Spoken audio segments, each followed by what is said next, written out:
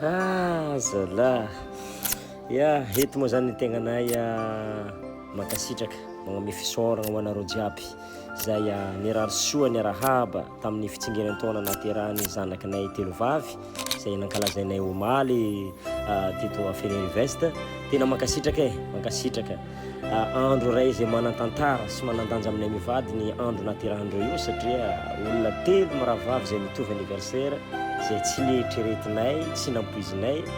Satria tadidinay tsara moa tamin'ny nankalaza anniversaire ny izy roa vavy tamin'ny taogna lasa ohatran'izao dia nipity jazany reny dia nandeha tagny amin'ny hôpitaly zay kanjo dokotera efa niteny hoe efa izy ty dia ho teraka ary teraka normal ka tegna faliagna satria fahasoavagna ho anay mihitsy le izy ataoko hoe fahasoavagna satria mitariky ny fifankatiavagna amin'izy telo vavy na dia efa lehibe zareo managna tokantragnondreo tadidindreo fogna anniversaire anjareo ary mino sy mahatoky fa tsy maintsy